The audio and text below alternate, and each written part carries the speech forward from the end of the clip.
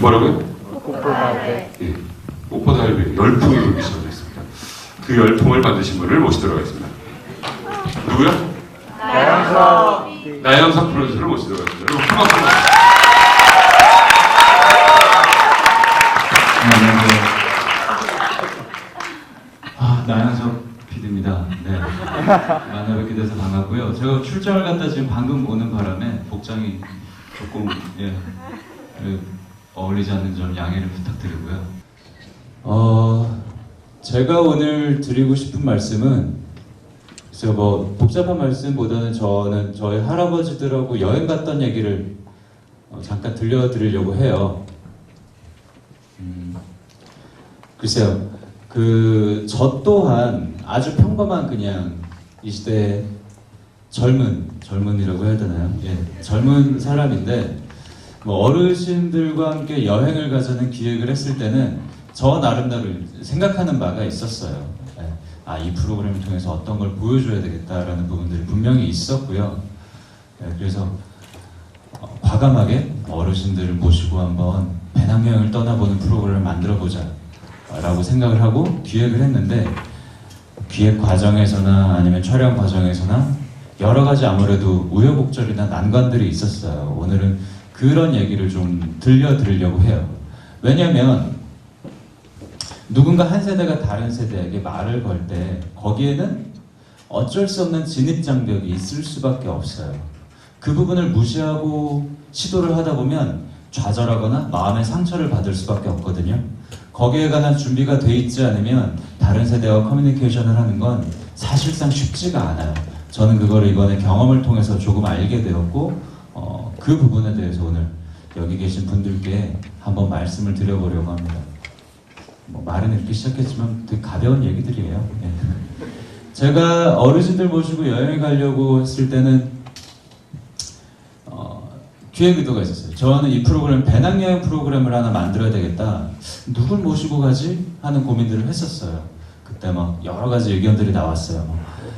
뭐 가수들을 데리고 갈까? 뭐 이렇게 잘생긴 배우들을 데려갈까? 뭐 아이돌을 데려갈까? 뭐 여러 가지 이야기가 나왔는데, 어르신들, 그러니까 어떻게 보면 원로 배우분들을 모시고 여행을 떠나본 건 어떨까 하는 아이디어가 나왔을 때 뭔가 제 가슴을 울리는 부분이 있었어요. 이거 괜찮은 아이디어다. 괜찮은 아이디어다. 왜 괜찮냐고 생각했냐면, 어르신들 네 분이 배낭여행을 간다? 거기서 그때 당시에 제 머릿속에 떠오른 그림들이 있었어요. 이 프로그램이 어떤 모습이어야 하고 어떤 그림을 시청자에게 보여줄까?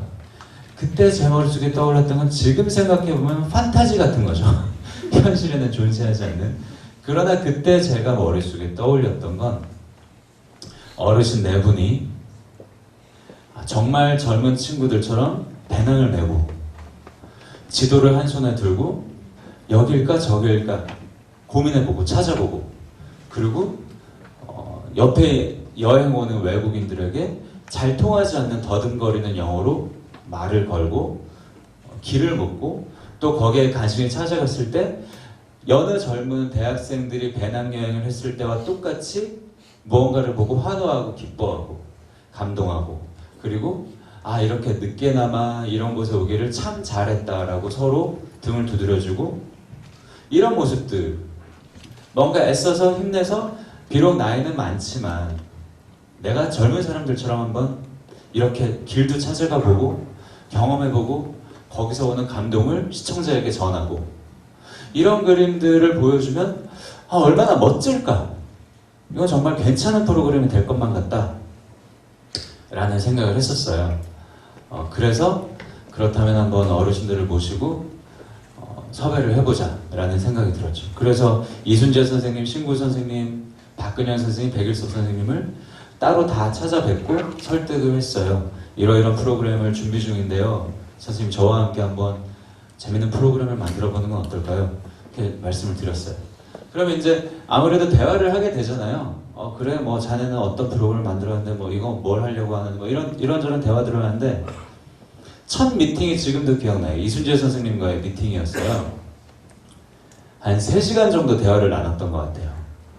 3시간 중에 프로그램 설명은 제가 한 10분 정도 했던 것 같고, 2시간 50분에 이순재 선생님 혼자 그냥 말씀을 하셨어요. 문제는 말씀을 이렇게 달변하시고 답변하시는 건 그건 괜찮은데 문제는 그게 아니에요. 그게 무슨 말인지 잘 알아듣지 못하는 말들이었어요. 제가 이렇게 말하면 의아해하시죠? 여기 의아해하실 거예요. 왜 한국 사람이 한국말 하는데 그걸 못 알아듣느냐? 근데 젊은 사람들은 이해하실지도 몰라요. 가끔 나이 차이가 많이 나는 어르신들과 말씀을 나눠보면 도대체 이분들 무슨 말씀을 하시는 건지 잘 모르겠는 부분들이 있어요. 여기 보니까 제가 이렇게 쓱 보니까 연세가 좀 있으신 분도 있으신 것 같은데 글쎄요.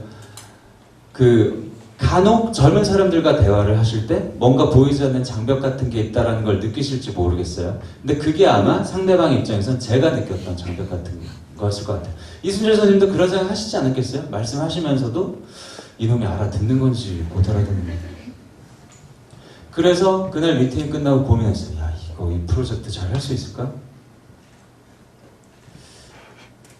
대화도 잘 연결되지 않는 세대와 같이 여행을 가서 프로그램을 찍는다는 게 가능할까? 그래도 이왕 내친 말이니까 한번 해보자 해서 신고 선생님 모시고 박근영 선생님 모시고 백소 선생님 모시고 여행을 가게 됐어요. 그분들을 잘 설득했죠. 선생님, 이거는 배낭여행 프로그램입니다. 선생님처럼 연세가 있으신 분들이 과감하게 젊은 친구들이 여행을 하는 이 배낭여행이라는 방식에 도전해서 멋지게 한번 보여주는 게 그게 젊은 사람들이 보기에도 얼마나 어르신 세대에 대해서 야 정말 멋지구나라고 생각할 수 있고 또 연세가 있으신 분들이 어르신들을 봤을 때 아 나도 할 수 있겠구나 자신감 느낄 수 있지 않겠습니까? 우리 그런 프로그램 한번 만들어 봐요 선생님 하고 모시고 갔죠. 그래서 그거에 대한 상상은 첫날 깨지게 되죠. 백일선 선생님이 짐이 무겁다고 짐 가방을 꺼내서 잠재림통을 발로 찼을 때 그때가 파리의 어느 지하철역이었는데 이 프로그램은 과연 어디로 가고 있는가라는 생각을 저는 그때 했어요. 왜냐하면 제가 생각했을 때 무겁지만 한번 들어보고 해보고 힘들었지만 그래도 내가 젊은 때만큼은 아니지만 그래도 우리도 할 수 있어. 무거우면 같이 들어주고 이런 모습 생각했거든요. 이순재 선생님 벌써 저 앞에 가고 안 계세요. 백 선생님 혼자 낑낑거리다가 이게 무거워 이거 젊은 애들이 나르지만 이걸 내가 왜 해야 돼? 발로 차셨어요. 그때 망했다 생각했어요. 망했다. 이 프로그램 망했다. 내 생각하고 너무 다르다. 이분들도 알고 보니까 그냥 평범한 흔히 우리가 얘기하는 꽉 막힌 그냥 어르신들일 수도 있겠다 생각했어요. 일정 부분 그 말은 그 판단은 맞기도 하고 틀리기도 해요. 여러분 나와 다른 세대의 사람은 나와 다를 수밖에 없어요. 어찌 보면 저는 처음에 이 프로그램을 기획할 때 나라는 세대가 바라보는 어르신의 모습에서 현실은 생각하지 않고 판타지를 기획한 거예요. 현실은 다를 수 있다는 거예요. 제가 아까 말씀드렸죠. 보이지 않는 장벽이 있다고. 그리고 거기를 통과할 정도의 기회비용을 치르지 않으면 핵심으로 다가가기 어려워요. 저는 섭외할 때 이순재 선생님과의 대화를 통해서 그런 단절감을 느꼈고 또 여행 첫날 백일서 선생님이 잠조림을 찰 때 야 이거 내가 생각한 거랑 너무 다른데? 라는 생각을 했어요.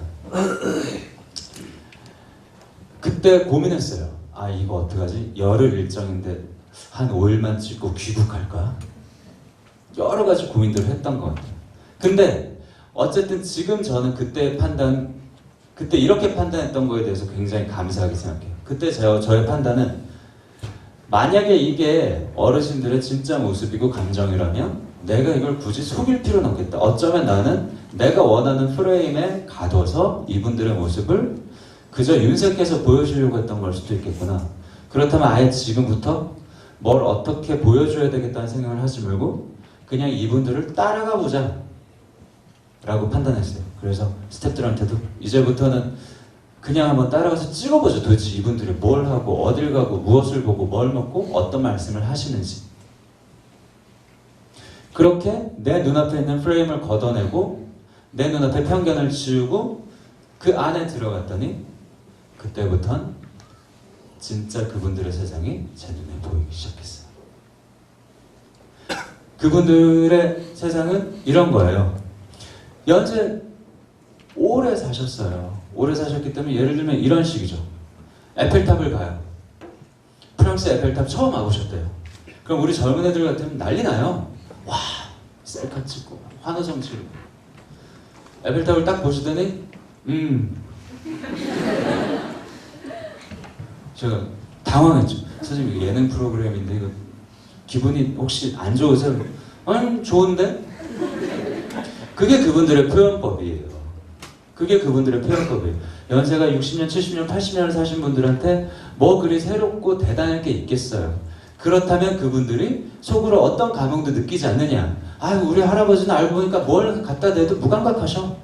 그렇지 않았어요. 비록 그분들의 표현은 그냥 좋네 정도였지만 선생님 어떠세요? 하고 옆에 가서 같이 조용히 여쭤보니까 신구 선생님이 그때 이런 말씀하셨어요. 그냥 방송에도 나왔는데 걸으시면서 그냥 툭 내뱉으신 말씀이 그런 거였어요. 젊은 사람들, 요즘 젊은 사람들은 조금 실수하는 것도 배워야 될 텐데 실수를 두려워하지 않았으면 좋겠어. 갑자기 그런 말씀을 하시는 거 아니 선생님 갑자기 에펠탑 앞에서 갑자기 무슨 말씀? 저 에펠탑이라는 것도 1900년대 초반에 어떤 예술가가 저걸 지었는데 저게 처음 지어졌을 때는 파리 시내에서 흉물이라고 다들 그렇게 욕을 했대요. 다들 그렇게 욕을 했는데 10년, 20년 지나면서 어떻게 보면 그게 혁신적인 디자인의 건축물이었던 거죠. 그게 이제 10년, 20년 지나면서 예술적인 가치를 인정받고 그 이후에는 사람들이 파리의 상징으로 서게 되죠. 하지만 그때 에펠탑을 처음 만들었던 사람은 욕도 많이 먹고 여러 가지로 상심했을 거 아니에요. 하지만 그 사람은 어쨌든 간에 혁신적인 아이디어를 가지고 에펠탑이라는 건축물을 만들어냈던 거죠. 실패를 두려워하지 않고 실수를 두려워하지 않고. 우리는 에펠탑 보면 우와 하고 흥분할 생각만 해요. 근데 신구 선생님은 에펠탑에서 젊음과 실수와 경험과 이 모든 것에 대한 통섭의 진리를 그냥 툭 말씀하시고 젊은 사람들은 좀 실수해도 좋을 텐데 저 에펠탑도 어떻게 보면 실수해서 나온 산물인데 우리 젊은 친구들은 요즘 너무 실수를 두려워하는 것 같아. 그냥 한번 해보고 안 되면 툭툭 털고 하면 좋을 텐데 이런 말씀을 그냥 지나가면서 하세요. 인터뷰에서 막 이렇게 심각하게 하시는 게 아니에요. 그때 알게 됐어요. 아 이분들은 이분들 나름으로 여행을 즐기고 계시는구나.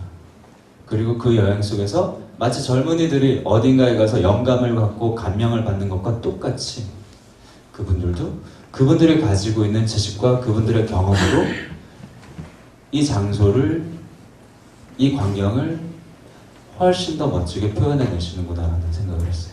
그때 저는 이 프로그램 만들기를 정말 잘했다 라는 생각을 했습니다. 또 한 번은 이런 일이 있었어요. 스페인 여행을 갔을 때였는데 저희가 원래 잡았던 코스가 바르셀로나로 들어가서 그라나다를 거쳐서 세비야를 거쳐서 포르투갈에 갔다가 포르투갈의 리스본까지 넘어갔다가 다시 마드리드로 넘어오는 이런 아주 긴 일정이었어요. 근데 문제는 이제 포르투갈로 넘어가기 전날 발생했어요.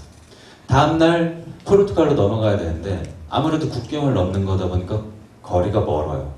그리고 저희는 배낭여행을 하는 게 컨셉이기 때문에 그때 저희가 세웠던 계획은 이서진 씨가 차를 렌트해서 한 6시간 정도 운전을 해서 가야 돼요. 그 기차를 타고 한 3시간 가서 렌트를 해서 한 6시간을 가면 이제 아침에 출발하면 그야말로 밤 한밤중에 리스본에 도착하는 스케줄이었어요.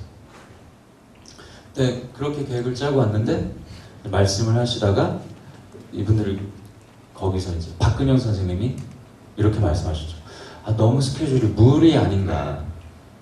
이거 좀 만약에 서진이도 우리 시중 듣느라고 피곤할 텐데 이 친구가 6시간을 운전한다는 게 나는 좀 걱정이 된다. 이 친구도 걱정이 되고 좀 이런 강행군을 했다가 혹시라도 뭐 잘못된 사고나 건강상의 문제나 이런 게 생길 수도 있지 않겠느냐 이런 말씀을 하셨어요. 근데 신구 선생님이 그게 뭐 문제가 되겠어 라고 말씀하시는 거예요. 왜냐하면 신구 선생님은 처음에 출발할 때부터 포르투갈에 너무너무 가보고 싶어 하셨거든요. 그분 오히려 스페인보다 포르투갈이 많아. 근데 포르투갈 눈앞에 두고 가지 말자고 하시니까 신구 선생님으로서는 또 이거 아닌데 라는 생각이 들 수 있었겠죠. 그러니까 난 괜찮을 것 같은데 좀 고생하면 되지 뭐. 좀 이렇게 가면 되지 않겠어? 서진이 혼자 운전하기 힘들면 뭐 예를 들어 나피디랑 번갈아 가면서 운전을 하든지 이런 대안을 내놓으셨어요. 그것 때문에 커피숍에서 이게 이제 어르신들 말씀이니까 우리 또 끼어들기도 힘들잖아요. 저는 옆에서 가만히 보고 있었는데 그렇게 어르신 두 분이 의견이 전혀 다르게 대립을 하면 정말 저희 같은 젊은 사람들은 어찌해야 될까를 모르거든요. 근데 그때 이순재 선생님이 이렇게 말씀하셨어요. 딱 내가 결정할게. 포르투갈은 가지 말자. 이러시는 거예요. 그러니까 우리 같으면 네 의견은 어떻니? 너의 의견은 어떻니? 그래? 그럼 뭐 너랑 나랑 뭐 어쩌고저쩌고 가위바위보를 하든지 뭐 이런 말씀하셨을 텐데 이순재 선생님이 그 집단의 리더시잖아요. 대장이신데 이순재 선생님이 그냥 한마디로 딱 결정하셨어요. 포르투갈은 안 가는 걸로 해. 그러면서 왜 안 가는 건지에 대한 대답이 저는 그런 거였을 줄 알았어요. 확실히 위험할 수 있어. 뭐 일정이 무리일 수 있어. 이런 말씀일 줄 알았어요. 근데 이순재 선생님 말씀은 그게 아니었어요. 집단이 같이 한 가지 일을 하고 있는데 여행을 하든 뭘 하든 하고 있는데 만약에 똑같은 마음을 가지고 가다가 한 명이라도 그게 찝찝하거나 불안한 마음이 있으면 그거는 안 하는 게 맞아. 하지 마. 라고 말씀을 하신 거예요. 그러니까 그렇게 딱 말씀을 하시니까 옆에 계신 어르신들도 다 예 알겠습니다 형님 하고 그냥 정리가 순식간에 됐어요. 저는 그때 진짜 별거 아닌 순간이었을 수도 있어요. 여행 중에 흔히 일어나는 의견의 마찰이었고 그걸 조율하는 과정이었는데 어떻게 보면 이순재 선생님의 경험에서 우러나온 한마디 같은 거라고 저는 생각이 드는 거예요. 그거는 아집도 아니고 그 리더로서의 독단적인 결정이라는 생각도 들지 않았어요. 그 말 한마디에는 배려도 들어있고 결단력도 들어있고 리더십도 들어있다고 저는 생각이 들었어요. 그건 누구도 신구 선생님의 의견을 묵살했다는 생각 아무도 들지 않았거든요. 그 의견 한마디로 박근영 선생님 편을 들었다는 생각도 들잖아요. 그거는 일이라는 건 집단이라는 건 원래 그런 거야. 그리고 그럴 때는 언젠가 누군가가 결정해야 될 때도 있어. 그리고 그런 순간에는 아무도 가능하면 해를 끼치지 않는 상황이 먼저. 뭘로 득을 보느냐보다는 해를 덜 끼치는 방향. 이게 먼저야. 라는 걸 딱 들었을 때 이분의 어떤 별거 아닌 얘기일 수도 있겠지만 이분의 내공이나 인생의 힘이라는 게 이런 데서 드러나는구나 라는 생각이 들었어요. 그래서 그런 여러 가지 촬영을 가지고 와서 저희는 꽃보다의 방송을 만들었고 그 다음에 뭐 어쨌든 국민들의 또 많은 사랑을 받았죠. 전 최근에 꽃보다 청춘이라는 걸 현재 방송 중이에요. 청춘도 또 너무 재밌었죠. 근데 청춘 라오스 촬영을 제가 가지는 않았는데 라오스 촬영 후배한테 보내놨더니 계속 카톡이 오는 거예요. 문자가. 선배 큰일 났어요. 왜 뭐가 큰일 났는데? 우린 꽃보다 할배 보면 그렇게 감동이 있고 눈물이 있고 꽃보다 누나를 봐도 그런 게 있고 40대 페루 여행을 봐도 그렇게 인생에 대한 깊이와 고민과 철학이 있는데 아무것도 없어요. 여기 아무것도 없어요. 애들 아무 생각이 없어요. 이거 어떡하죠? 좀 심각한 질문을 해도 농담으로 대답을 한다는 거예요. 그리고 그런 얘기하면 그냥 귀찮아하고 어디 놀러 가버린대요. 제가 뭐라고 했겠어요? 옛날 같으면 젊은 애들은 야 잡아다가 그래도 뭐 이런 말 해도 시켜봐. 그러지 않았어요. 냅둬. 그게 그 사람들 모습이에요. 제가 만약에 어르신들 모시고 여행을 가지 않았으면 그런 얘기는 안 나왔을 거예요.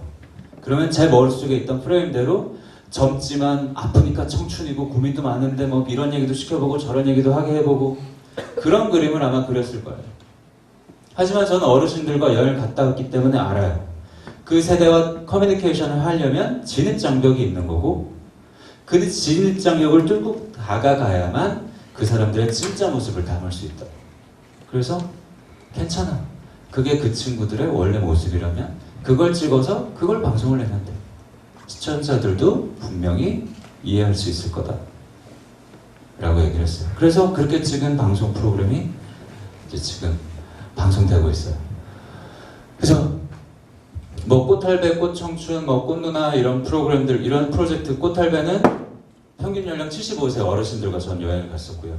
꽃누나는 평균 연령 50대 넘으신 또 여배우분들과 갔었고, 꽃청춘은 제가 40대들과 페루를 갔었고 20대들과 라오스를 갔어요.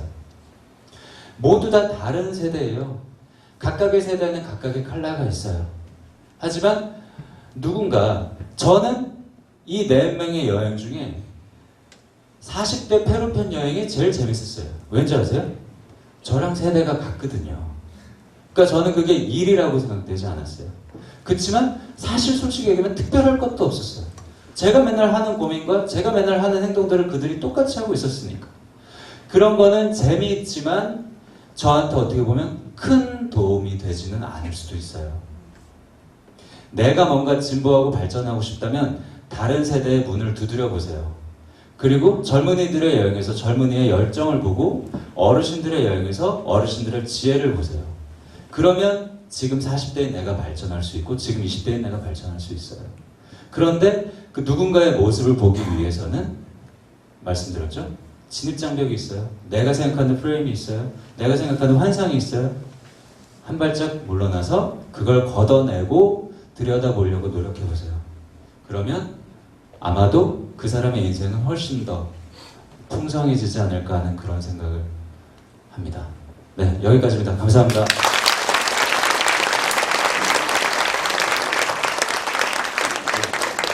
그냥 공부해드립니다. 실제로 보니까 어떠세요?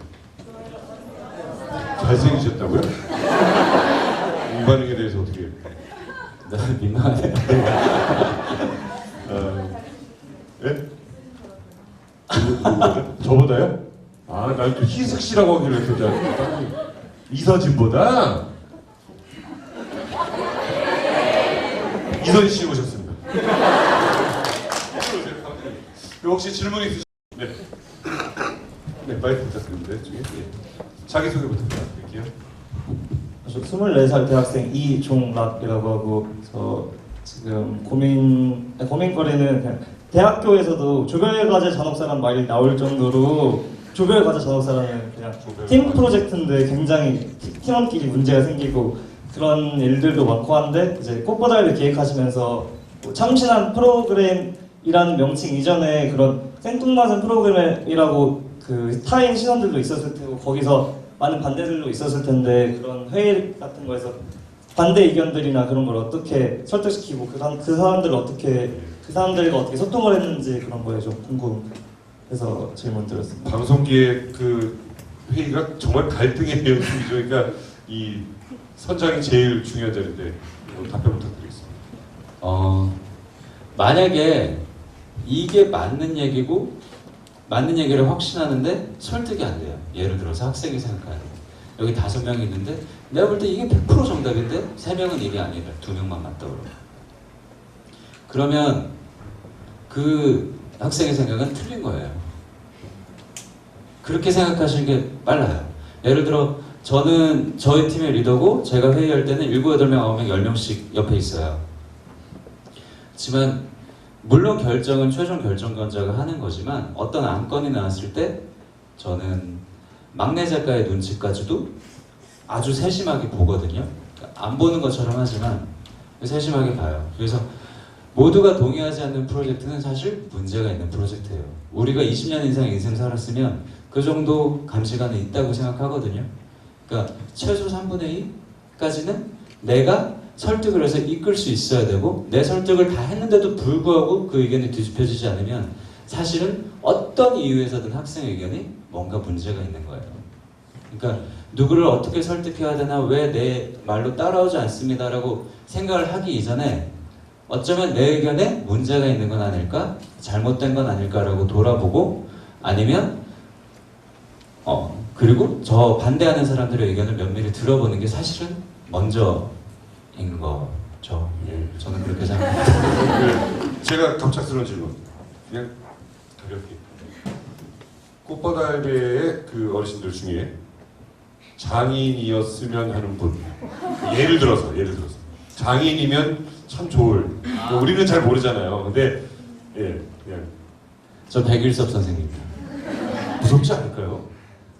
하나도 안 무서우세요. 백일섭 선생님은 예상외로 본인의 깔끔하시고 클리어하시고 뭐 뒤끝이 없다고 해야 되나요? 그리고 유쾌하시고 즐거우시고 쉽게 말하면 이런 성격이 있어요. 술 갖고 와. 빨리 술 갖고 와. 나 술 먹어야 돼 이놈들아! 하고 소리를 지르세요. 그런 사람들 많죠. 근데 여러분 생각해보세요. 젊은 사람들 중에서도 그런 사람 많아요. 여러분 친구들 중에서도 있어요. 그쵸? 근데 백일섭 선생님은 그렇게 해서 술을 드시면 딱 한 병 드시고 자기 일정 주량 딱 드시고 예를 들어 딱 그거예요. 소주로 하면 한 병 반, 시간으로 치면 밤 10시. 절대 그걸 넘기거나 그 정량보다 더 드시거나 주사를 부리거나 하지 않으세요. 어느 게 더 나은 걸까요? 저는 이게 훨씬 낫거든요. 예측 가능한 장인어른. 그렇죠, 그렇죠. 밥 먹으면서 어르신하고 이렇게 같이 소주 한 병 반만 먹으면 반드시 주무시러 가시는 예측 가능한 장인어른. 저는 이게 훨씬 나을 것 같은데요. 예. 한 분 더 질문. 네, 좋습니다. 끝으로 혹시 우리 오늘 PD 되고 싶으신 분? 왜? 그냥 중학교 때부터 뭔가 창작하고 싶었다는 생각을 많이 했는데 TV 보는 거 좋아하니까 직접 만들어보고 싶다는 생각하고 드라마, 오락, 뭐 교양 여러 가지 있는데 인간극장도 있고 뭐 여러 가지 있잖아요. 저는 드라마나 영화 제작하고 싶어요. 아 예능은 아니에요. 그 혹시 질문할 거 있어요? 그냥 PD 공부 어떻게 하면 PD가 되냐라든가 뭐 여러 가지. 되게 고졸로 혹시 성공하신 PD분도 있어요?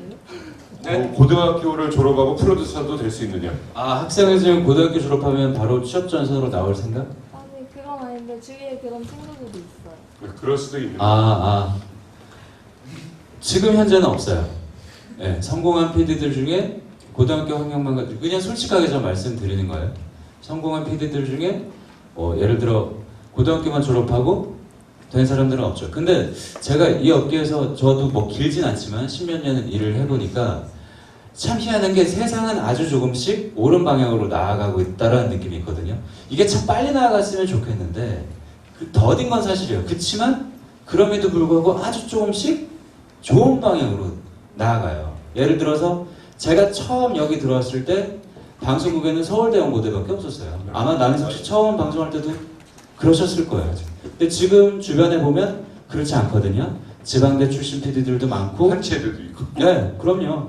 그리고 뭐 전문대 나오신 분들도 있고 그렇게 있어요. 그리고 또 10년이 지나고 하면 또 세상은 조금 또 바뀌어 있겠죠. 그러니까 이게 됩니까? 이게 안 됩니까? 지금 그 상황은 어떻습니까? 보다는 난 이걸 할 수 있습니까? 난 이걸 잘할 자신이 있습니까? 난 이걸 즐길 자신이 있습니까? 라고 본인한테 물어보는 게 어쩌면 조금 먼저이지 않을까 하는 생각이 들어요. 감사합니다. 그쪽 PD 작업도요. 저 같은 경우도 이제 그러니까 질문을 조금 정리해서 좀 들리게 해드리면, 그러니까 프로듀서도 사실 히트치는 프로듀서가 이렇게 유행 탓에 본 적이 있었잖아요. 뭐 쌀집 아저씨가 인기 있을 때도 있고, 뭐 어떤 PD님도 있고, 뭐 여러 가지 들어왔는데 혹시 PD도 이렇게 한참 이렇게 이 전투력 있게 싸우는 그 시대가 있는가? 네. 후에는 그 감이 떨어지잖아요. 아무래도. 특히 예능 위주로 말씀드립니다. 그러니까 그것도 생각을 이때쯤 떨어질 때쯤 되죠. 지금 없잖아. 급격히 떨어지고 있고요. 이미 저는 지금 아직 39밖에 안 됐는데도 불구하고 급격히 감이 떨어져요. 이 질문하셨던 분 말씀처럼. 근데 이게 여러분 그걸 아셔야 돼요. 이 세상에 많은 창작자가 있고 예술가가 있지만 PD라는 직업은 반드시 창작자나 예술가만은 아니에요. 그러니까 저희는 또 한편으로는 직장인이고 한편으로는 같이 일하는 직업인이고 제가 PD라고 제 맘대로 남희석 씨를 모시고 아무렇게나 프로그램 할 수 없거든요.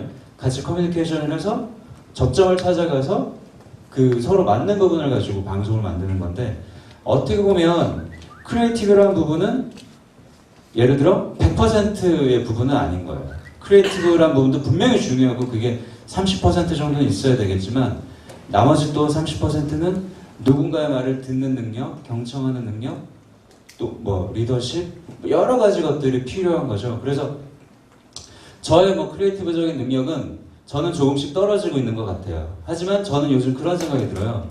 저의 크리에이티브적인 능력은 떨어지지만 저는 제 막내 작가가 무슨 생각하는지 이제 알 것 같아요. 옛날에는 안 보였거든요. 다른 사람이. 그만큼 저만 알았다는 거겠죠. 옛날에는. 내 사람이 나이가 들다 보면 다른 재능이 또 생겨요. 네. 그 새롭게 생기는 다른 재능에 감사하면서 그걸 가지고 또 뭔가 해볼 생각을 하면 되고요. 사라지는 재능을 아까워할 수밖에 없겠지만 근데 그거는 어쩔 수 없는 거인 거죠. 왜냐면 그렇지 않으면 이 세상의 모든 어르신이나 40대 넘은 사람들은 뭐 일할 필요가 없는 거는. 근데 그분들은 그분들 나름의 또 다른 무기를 우리 젊은 사람들한테 없는 게 있거든요. 우리는 그걸 장착해 나가는 과정인 거고. 그렇게 생각하시면 지금 없어지는 크리에이티브 왠지 이거 잃어버리면 큰일 날 것 같은데 라는 부분들도 결국 나중에 자기 본업에 열심히 충실하다 보면 다른 무기가 생긴다라고 그냥 믿고 하시면 되지 않을까. 아, 너무 좋은 말씀입니다. 여러분들도 나는 오늘 이 자리를 마련한 이유 중에 하나였던 것 같아요. 그러니까 예를 들어 민첩함이라든가 아니면 뭐 창작 이런 문제가 아니라 오히려 이제 아우를 수 있는 그런 위치. 쉽게 얘기하면 주지스님. 죄송해요. 이게 비교가 안 됐으면 지금. 다른 걸로 어떻게 좀 커버 좀 해주세요. 오늘 말씀 좋으셨어요? 네. 끝으로 한 말씀 이제 뭐 인사를 드려야 될 것 같습니다.